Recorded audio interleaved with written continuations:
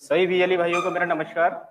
मैं Naval Sharma, CSC Uttar Pradesh team, UID team से। यहाँ पे मैं सीएससी उत्तर प्रदेश में आधार वर्टिकल रिप्रेजेंट करता हूँ। आज की मुलाकात कार्यक्रम में सभी बीएलई भाइयों का स्वागत है। आज की मुलाकात कार्यक्रम में आधार से संबंधित जानकारी साझा करेंगे। मेरे साथ हैं मेरे साथी सहयोगी नीरज आनंद भी जुड़े हुए हैं, जो कि आपको पीपीटी के माध्यम से हमारे आधार यूसीएल जो बीएलईज हैं, जो अभी तक केवल डेमोग्राफिक अपडेट का काम करते हैं, यूसीएल में एक नई सर्विस ऐड ऑन हुई है, ऑनलाइन डॉक्यूमेंट अपडेट। उसके बारे में हम आपको डिटेल से बताएंगे। उससे पहले थोड़ा सा कंप्लायंस की बात मैं आप लोगों से, सभी बीएलई भाइयों से करना चाहूँगा। जैसे कि आप लोग आधार में काम कर रहे हो और आधार एक ऐसी सर्विस है जो कि अगर बात करें लीगल पॉइंट ऑफ व्यू से, उसमें एक लीगल एसेट बहुत जुड़ा हुआ है। आधार आज की डेट में जिस तरह से एक नीड बन गया है हर किसी की लाइफ का, किसी भी डिपार्टमेंट में किसी भी सर्विस को आप जब लेने जाएंगे या किसी भी सुविधा का कोई लाभ उठाने जाएंगे, यहाँ तक कि बैंक अकाउंट्स हो गए, आप आरटीआर फाइल करेंगे या कुछ भी करेंगे, तो आधार कार्ड आज की डेट में एक नेसेसरी डॉक्यूमेंट हो गया है। ठीक है, तो जितना इम्पोर्टेंस आधार कार्ड की हो गई है, तो उस आधार कार्ड को बनाने के लिए जो भी सपोर्टिंग डॉक्यूमेंट्स हैं, तो उन डॉक्यूमेंट्स को भी उतना ही हम लोग इम्पोर्टेंस यूआईडी की तरफ से जो गाइडलाइंस हैं उसके अनुसार हमें उन डॉक्यूमेंट्स को बड़े ही ध्यानपूर्वक देख के तब लेना है, क्योंकि उन डॉक्यूमेंट्स के बिहाफ पे उसका आधार कार्ड बनने जा रहा है या आधार कार्ड संशोधन होने जा रहा है। और एक बार अगर किसी का आधार कार्ड संशोधन हो गया या आधार कार्ड बन गया, तो उसके बिहाफ पे उसे इन फ्यूचर जितनी भी सर्विसेज, चाहे वो गवर्नमेंट की सर्विसेज हो या फिर और भी जहाँ पे भी उसको नेसेसरी जरूरत पड़ती है आधार कार्ड की, तो उन सर्विसेज, उन सुविधाओं का वो लाभ ले पाता है। ठीक है, आज की डेट में गवर्नमेंट जितनी भी सुविधाएं हैं सिटीजन्स को, नागरिकों को, वो डीबीटी के माध्यम से आधार से लिंक जो बैंक अकाउंट्स हैं उनको उसके माध्यम से वो दे रही है। तो ये बहुत जरूरी बन जाता है कि लोगों के पास में आधार कार्ड हो और साथ में जो आधार कार्ड है वो ऑथेंटिक हो। ठीक है, फेक आधार कार्ड ना हो। तो जो आधार कार्ड से जुड़े हुए जो चैनल्स हैं, जैसे कि हम लोग हैं, आप हैं जो कि एनरोलमेंट का काम करते हैं फील्ड पे, तो हम लोगों को जानकारी बहुत जरूरी है कि कौन कौन से डॉक्यूमेंट्स जो है हम लोगों को लेने हैं और कौन से डॉक्यूमेंट्स नहीं लेने हैं। काम करने के दौरान आपके सेंटर्स पे क्या क्या कंप्लायंसेस हैं जो फॉलो होनी चाहिए, क्योंकि सर्विस का पार्ट है तो सिटीजन्स की सुविधा का भी ध्यान हम लोगों को रखना है। हमारे सेंटर्स इस तरह से बने हुए हों जिसपे कि कम से कम 4 से 5 लोगों के बैठने की सुविधा स्पेस हो हमारे सेंटर्स पे। हमारे सेंटर्स पे अगर कोई दिव्यांगजन आते हैं जो कि फिजिकली डिसेबल्ड हैं, जिनको कि चलने फिरने में, बैठने में कुछ समस्या है, तो उन लोगों के लिए व्हील चेयर की व्यवस्था आपके सेंटर पे होनी चाहिए। लोगों की भीड़ इकट्ठी हो जाने पर उनकी मैनेजमेंट के पर्पज से आपके सेंटर्स पे टोकन मशीन लगी होनी चाहिए। किसी भी तरह की कोई भी अनाधिकृत अगर कोई भी एक्टिविटी आपके सेंटर पे होती है तो उसको ट्रेस करने के लिए आपके सेंटर्स पे सीसीटीवी कैमरे लगे होने चाहिए। जो भी सेंटर्स पे आपके रेजिडेंट आ रहे हैं, कस्टमर्स आ रहे हैं, उनके जो भी विजिट करता है रेजिडेंट, उसका एक विजिटर रजिस्टर बना हुआ हो कि वो किस काम के पर्पस के लिए आया और आपने उसका क्या काम किया। उस विजिटर रजिस्टर में आपके फीडबैक का भी कॉलम होना चाहिए कि जब वो आपसे कोई काम करा के गया तो उसकी फीडबैक क्या रही, उसका एक्सपीरियंस क्या रहा, आपने जो भी उसका काम किया। क्योंकि देखिए, आप सीएससी से कुछ बीएलई भाई हमारे 5-10 साल से भी जुड़े हुए होंगे, काफी पुराने समय से जुड़े हुए हैं। तो सीएससी एक अपने आप में एक मॉल है। आपका जो सेंटर है, केवल आप आधार की सर्विस नहीं देते हैं, आपके पास में मल्टीपल सर्विसेज हैं। अगर मैं यूसीएल की बात करूं, आधार यूसीएल आप तब ले पाए होंगे, इससे पहले आपके पास में बैंक बीसी रहा होगा। तो जिस प्रकार मैंने बताया कि एक लीगल पार्ट जुड़ा रहता है हमेशा आधार की सर्विस के साथ में, वैसे ही बैंकिंग भी अपने आप में एक वैसी सर्विस है जिसमें कि आप लोगों के साथ में लीगल चीज जुड़ी हुई है। आप ऐसी सर्विस दे रहे हैं बैंकिंग जिसमें कि लोगों के फाइनेंशियल क्राइसिस का भी चांसेस रहता है, कई बार लोगों के साथ फ्रॉड हो जाता है पैसे के लेन देन को लेके। तो आप लोगों को बैंकिंग की सर्विसेज देने के पर्पज से भी कंप्लायंसेस बहुत सारी हैं। बैंकिंग टीम बताती रहती है आए दिन कि आप लोगों के पास में रजिस्टर मेंटेन होने चाहिए कि जो कस्टमर कोई पैसा निकालवाने आपके सेंटर पे आया या उसने डिपॉजिट किया, तो कौन कस्टमर था, उसका नाम क्या था, पता क्या था, और उसे आपने कितना अमाउंट उसका विड्रॉ किया या डिपॉजिट किया। जो भी है सर्विसेज आप अपने सेंटर्स पे दे रहे हैं, तो उसके पर्पज से कस्टमर विजिटर रजिस्टर बहुत जरूरी है। और कस्टमर विजिटर रजिस्टर के साथ साथ आप लोगों को एक रेजिडेंट का रजिस्टर आधार के पर्पज से बनाना है, जिसमें कि आप आधार से संबंधित उसका चाहे डेमोग्राफिक अपडेट करते हैं, बायोमेट्रिक तो आप करते नहीं, केवल डेमोग्राफिक करते हैं, जिसमें कि आप नाम, पता, मोबाइल नंबर उसका या फिर मेल आईडी जो भी आपने उसका काम किया। और उसके साथ ही क्योंकि आप लोग केवल अपडेट का काम करते हैं, उसमें भी डेमोग्राफिक अपडेट, तो उसके लिए एक निश्चित यूआईडी की तरफ से 50 रुपए फीस है मानक के अनुसार, वही आपको रेजिडेंट से लेनी होती है। तो रजिस्टर का जो फॉर्मेट है आप लोगों को हम लोगों ने शेयर किया हुआ है मेल पे भी, ठीक है। तो मेल के माध्यम से जो रजिस्टर दिए गए हैं, हमने ग्रुप बनाए हुए हैं अपने डिस्ट्रिक्ट वाइज, ग्रुप में भी हम लोग जो कंप्लाइंसेस आप लोगों को फॉलो करनी है, आधार का काम करने के दौरान जो चीज़ें ध्यान रखनी है, वो चीज़ भी हम लोगों को आपको सर्कुलेट करते रहते हैं। डिस्ट्रिक्ट हमारी डिस्ट्रिक्ट टीम है जो कि आप लोगों के सेंटर्स विजिट करती है, आपको गाइड करने की कोशिश करती है कि क्या कमियां आप लोग अपने सेंटर्स पे कर रहे हैं। तो विजिटर रजिस्टर आप लोग जरूर बनाएं, बहुत बड़ा इंपॉर्टेंस है। कई बार जब सेंटर्स हम लोग विजिट करते हैं तो सबसे जरूरी चीज जो कि जैसे आपने अगर काम स्टार्ट किया है तो सबसे पहले आपने आधार का सुपरवाइजर टेस्ट पास किया, ठीक है। सुपरवाइजर टेस्ट पास किया होगा, बैंक डीसी आपका होना चाहिए। आपने जब आपका क्रेडेंशियल बन गया तो साथ में आपको इंटरनेट, चूंकि हम लोग स्टैटिक आईपी पे काम करते हैं तो स्टैटिक आईपी मैंडेटरी है, इंटरनेट स्टैटिक आईपी वाला चाहिए होता है हम लोगों को। उसके साथ में हार्डवेयर की अगर रिक्वायरमेंट में बात करूं, लैपटॉप आपने परचेज किया होगा, लैपटॉप की कॉन्फ़िगरेशन हम लोगों ने जो बताई हुई उसके कॉन्फ़िगरेशन के अकॉर्डिंग आपने लैपटॉप परचेज किया, स्टैटिक आईपी ली, सिंगल आइरिस सिंगल फिंगरप्रिंट आपने डिवाइसेस परचेज की। तो इतना सब कुछ आपने पूरा हार्डवेयर इंफ्रास्ट्रक्चर अपना बनाया। और उसके बावजूद अगर हम जब सेंटर विजिट करते हैं तो चीज़ें पता लगती हैं कि सर वो हम रजिस्टर नहीं बना पाए, या रजिस्टर हमारा खो गया, या रजिस्टर जो है हमारा बच्चों ने फाड़ दिया। इस तरह की चीज़ें मिलती हैं सुनने के लिए, ये सर एक मौका दे दीजिए, हम रजिस्टर आगे से बना लेंगे। प्लीज़ कृपया करके, क्योंकि आधार अपडेट का काम केवल हम लोग ही करते हैं, सीएससी ही करती है, तो बहुत सारी चीज़ें हैं, हम लोगों पे बहुत निगाहें हैं कि हम लोग अपना जो काम है, एक तो लोगों की सुविधाजनक तरीके से उनको सर्विस दें उनके, और दूसरा किसी से ओवर चार्ज ना करें, व्यवहार अच्छा रखें कस्टमर के साथ में, ओवर चार्ज बिल्कुल नहीं करना है। आने वाले समय में हम जो अभी आपको आज लाइव सेशन रखा है उसमें ऑनलाइन डॉक्यूमेंट अपडेट की जो सर्विस बताने जा रहे हैं, उसमें आपको बहुत स्कोप है आने वाले समय में, क्योंकि जिस तरह से यूआईडीआई ने बताया है, जो गाइडलाइन जारी हुई है 2015 से पहले जिनके भी आधार बने हैं, 2015 से पहले जिन लोगों के आधार बने हुए हैं, सभी लोगों को अपनी केवाईसी, अपने पीओआई और पीओए आईडी एड्रेस प्रूफ आप लोगों के सेंटर्स के पास आके और अपडेट कराना है। उसका चार्जेस भी आप लोग जैसे अभी डेमोग्राफी अपडेट के लिए किसी का नाम, पता, जन्मतिथि, मोबाइल नंबर, मेल आईडी कुछ भी सही करते हैं तो 50 रुपए चार्ज करते हैं रेजिडेंट से। सेम वे में यूआईडीआई ने इस काम के लिए भी केवल डॉक्यूमेंट अपडेट करने के लिए 50 रुपए चार्जेस आप लोगों के लिए रखे हैं, या आपको रेजिडेंट से वो लेने हैं। और एक बहुत बड़ा नंबर है जो की अगर बात करूं मैं, यूआईडीआई की तरफ से थोड़ा सा हिंट्स दी है हम लोगों को, नंबर्स बताए गए हैं, तो बहुत बड़ा नंबर है एक, जो कि 2015 से पहले आधार कार्ड बन चुके हैं यूपी में। तो आप लोग अपने सेंटर्स को बनाए रखने के लिए यूआईडीआई की जो गाइडलाइन है उसके अनुरूप काम करिए प्लीज, क्योंकि पिछले कुछ महीनों से बहुत ज्यादा कंप्लेंट्स आ रही हैं, जो जिन लोगों को काम नहीं मिल पा रहा है या फिर जिनके सेंटर्स कई बार बंद हो जाते हैं, तो उनको लगता है कि यार मेरा काम बंद हो गया तो और लोग भी काम कर रहे हैं, उनका काम नहीं, ऐसा नहीं।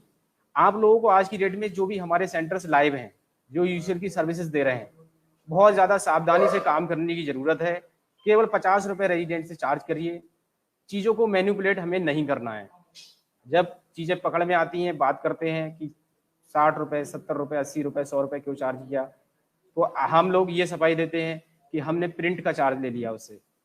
तो प्रिंट का चार्ज हमें एडवांस में नहीं लेना है। आप प्रिंटिंग का काम तो तब करेंगे ना जब आपने किसी का कोई एनरोलमेंट किया, कोई अपडेट का काम किया, नाम, मोबाइल नंबर या जन्मतिथि या मोबाइल नंबर कुछ भी अपडेट किया आपने, तो आप गारंटी नहीं ले रहे हैं कि वो सही होके आ जाएगा। इन केस अगर वो रिजेक्ट हो गया उसका एनरोलमेंट, तो फिर हमने प्रिंटिंग चार्जेस उससे एडवांस में कैसे ले लिए। तो हम इस चीज के लिए ऑथराइज नहीं है। हम जिस टाइम पे जो काम कर रहे होते हैं हमें केवल उतना ही रेजिडेंट से चार्ज करना है, ठीक है। तो प्लीज सभी से मेरा विनम्र निवेदन है कि आप लोग 50 रुपए डेमोग्राफिक अपडेट का है, और आने वाले समय में आप लोगों के लिए जो डॉक्यूमेंट, ऑनलाइन डॉक्यूमेंट अपडेट की सर्विस हम लोग आज बताने जा रहे हैं, उसके लिए भी आप लोगों को रेजिडेंट से केवल 50 रुपए चार्ज करना है। तो किसी भी तरह की ओवर चार्जिंग में आप लोग इन्वॉल्व ना हो, कंप्लायंसेस पूरी फॉलो करिए। जो भी इंफ्रास्ट्रक्चर, जो चीजें आप लोगों के सेंटर्स पे अवेलेबल होनी चाहिए वो आपके सेंटर पे होनी चाहिए।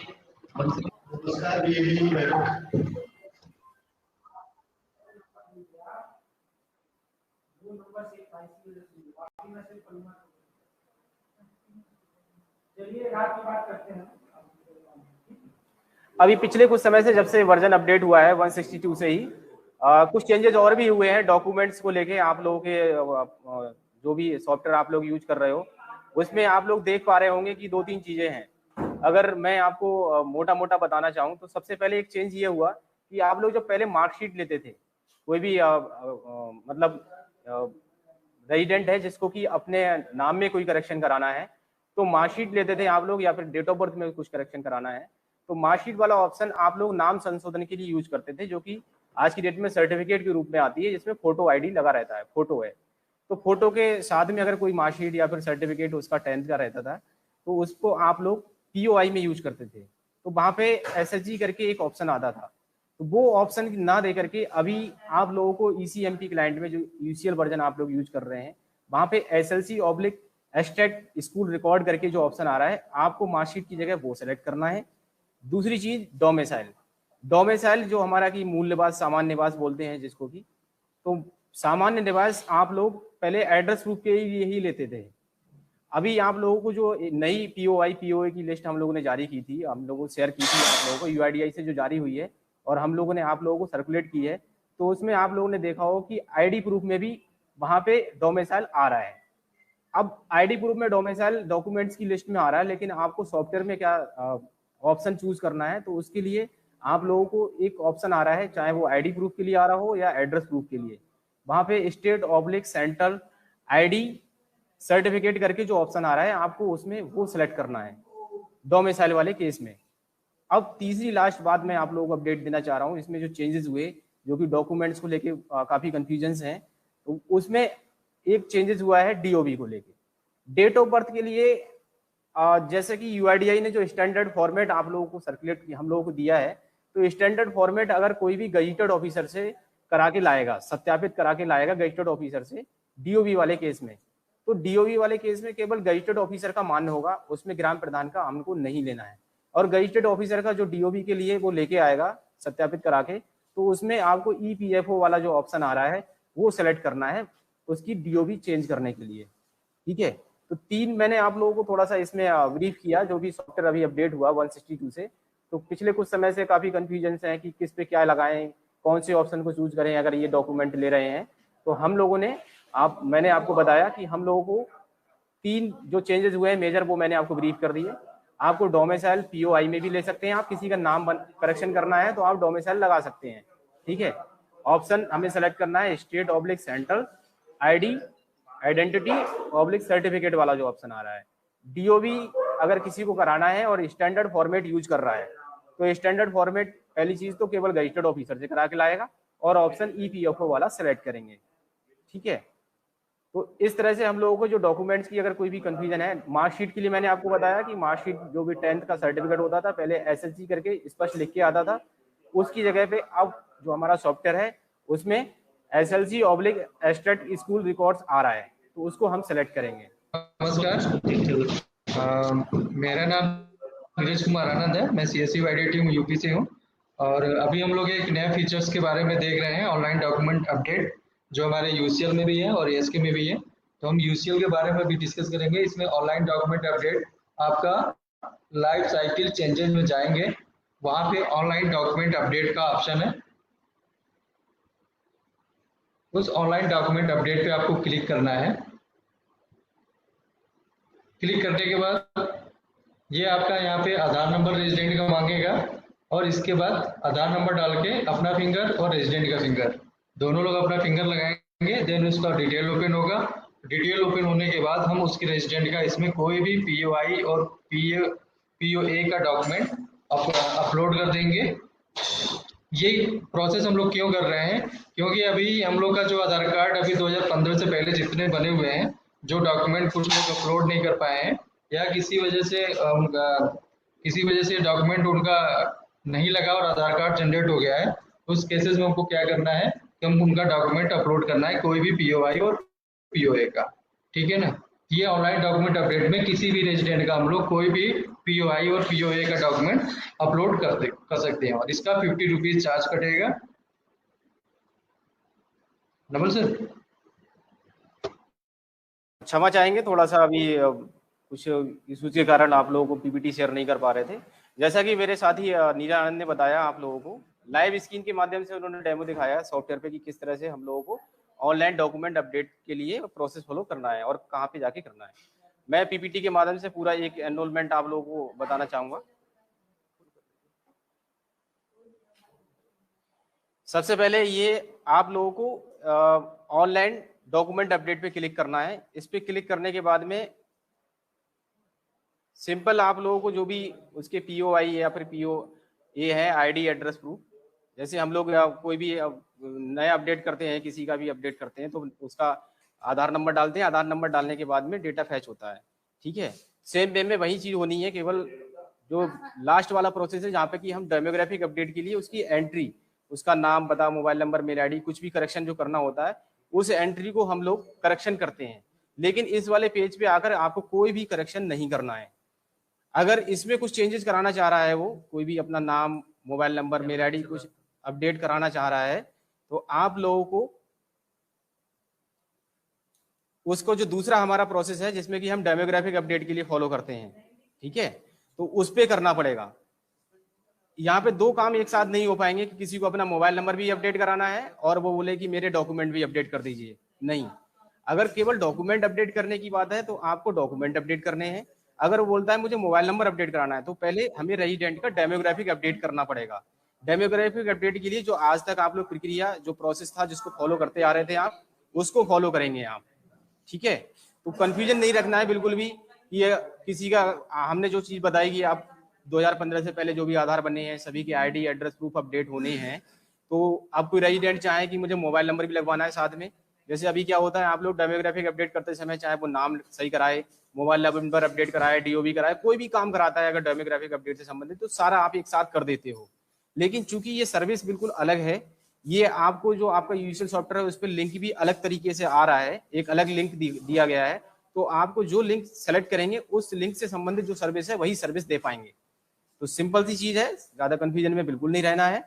आप लोगों को जो पीओआई पीओ अपडेट करने की बात कही जा रही है पुराने आधार कार्ड्स पे, तो जिन लोगों के आधार कार्ड 2015 से पहले बने हुए हैं, अगर वो केवल डॉक्यूमेंट अपडेट के पर्पज से आपके पास में आएंगे तो आपको online document update option select करना है। उसका आधार कार्ड नंबर डाल के उसकी रेजिडेंट की डिटेल फैच करनी है, जैसे हम लोग करते हैं करेक्शन के टाइम पे।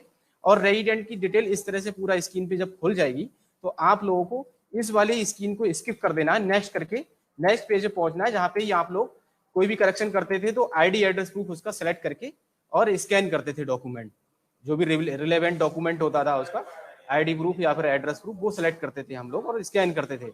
तो सेम वे में यहाँ पे भी जो भी वो डॉक्यूमेंट लेके आएगा अपने आइडेंटिटी प्रूफ का या फिर एड्रेस प्रूफ का, हम सेलेक्ट करेंगे और स्कैन करके अपलोड कर देंगे उसका डॉक्यूमेंट। इसके अलावा हमें कोई काम नहीं करना है, ठीक है। जब ये डॉक्यूमेंट अपलोड हो जाएगा इस तरह से वेरीफाई करेगा ऑपरेटर, जैसे हम लोग पहले करते थे। वेरीफाई होने के बाद में जो स्क्रीन आती थी हम कंफर्म करेंगे, कंफर्म होने के बाद में आप कंफर्म कर दोगे, ठीक है। और ईआईडी यहाँ से जनरेट होगी। जब आप लोग जिस तरह से अभी डेमोग्राफिक अपडेट करते थे तो ईआईडी जनरेट होती थी, एक एनरोलमेंट स्लिप जनरेट होती है, सेम वे में ईआईडी जनरेट होगी। आप उसको जो है अपडेट करोगे और लास्ट में जिस तरह से आप लोग पैक कोड जनरेट करते थे, पैक कोड जनरेट होने के बाद पैक वैलिडेट होता था, सेम प्रोसेस इसमें भी होगा। क्योंकि आप 50 रुपए रेजिडेंट से लेने के लिए आपको ऑथराइज किया जा रहा है, तो जैसे हम डेमोग्राफिक अपडेट करते समय पैक कोड जनरेट करते हैं तो वहां पे 50 रुपए हम पैक कोड है, फीस उसकी 50 रुपए रेजिडेंट से चार्ज करते हैं और जो भी आपका शेयर है सीएससी और बीएलईज का हमारे, तो उसके अकॉर्डिंग फीस डिडक्ट होती है। तो ये प्रक्रिया है पूरी।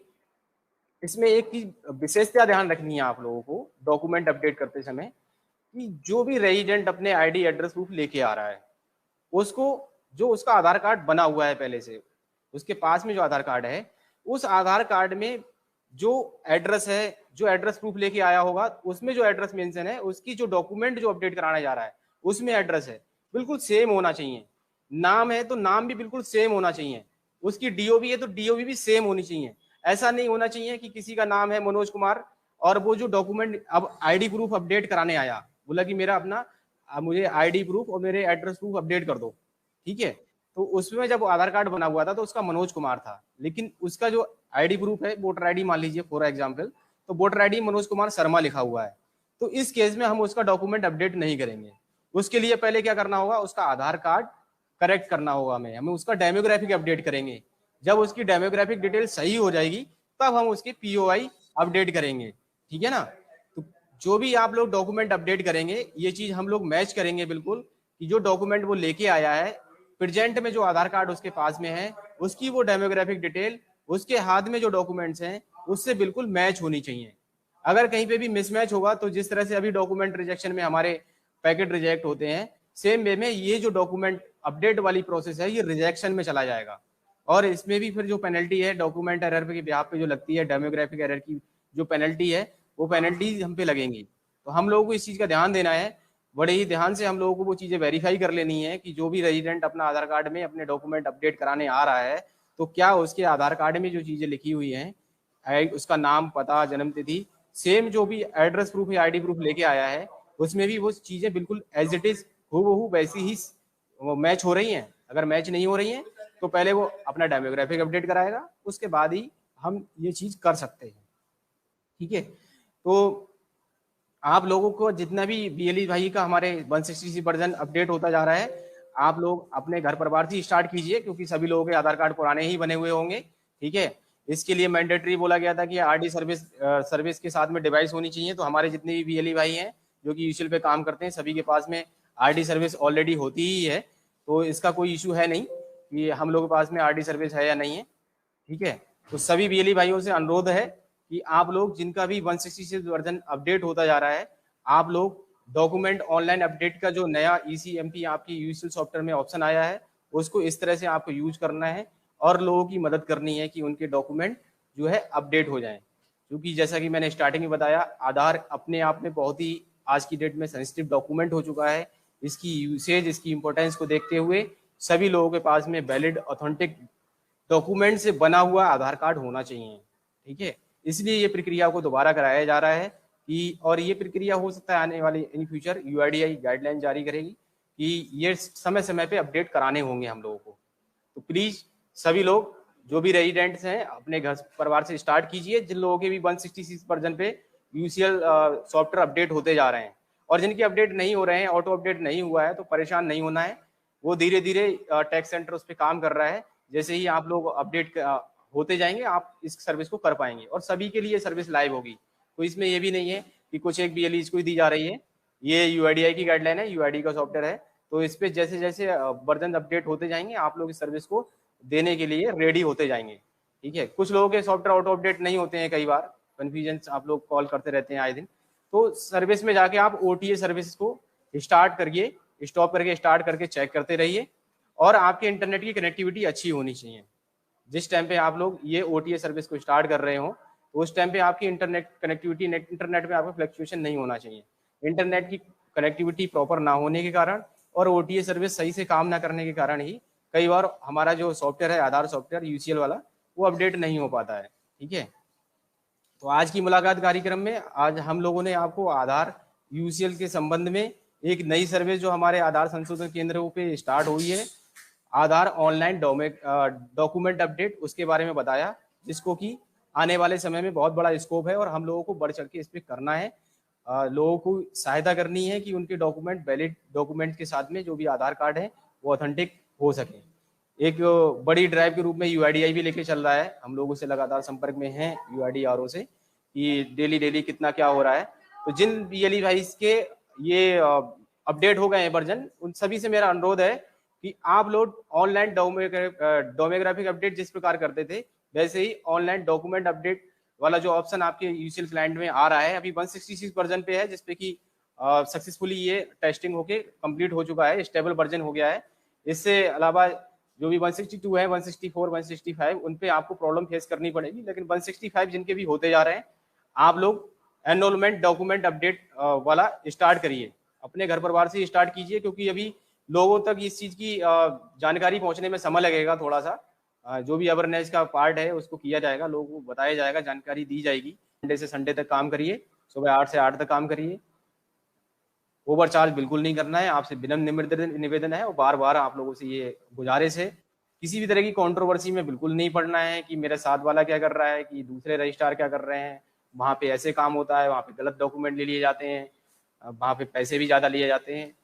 एज ए CSC फैमिली हमें CSC को जो UID ने गाइडलाइन दी हुई है उसको फॉलो करना है और उसमें पूरी हेल्प करनी है, एक दूसरे का कोऑर्डिनेशन में रहना है। डिस्ट्रिक्ट टीम सेंटर विजिट करने जाती है तो उसका कोऑर्डिनेट करिए, उसको कोऑपरेट करिए आप लोग। UIDAI के ऑफिसर से भी कई बार जाते हैं तो उनके साथ में व्यवहार सही रखना है।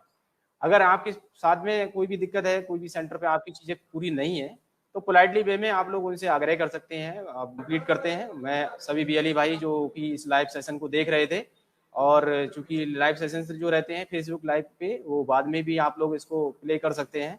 तो बड़ी यूजफुल ये सर्विस हम लोगों के साथ में ऐड ऑन हुई है हमारे, अगर वो बिजनेस पॉइंट ऑफ व्यू से देखें उस पर्पज से भी, और सर्विस पॉइंट ऑफ व्यू से भी लोगों की हम बहुत मदद करने जा रहे हैं आने वाले समय में डॉक्यूमेंट अपडेट में। तो प्लीज सभी लोग जो मानक है UIDAI की गाइडलाइंस है उसके अनुसार काम करेंगे, और CSC की जितनी भी सर्विसेज हैं सभी पे ईमानदारी से ही काम करना होता है, हम हमेशा से यही चीज बताते हैं।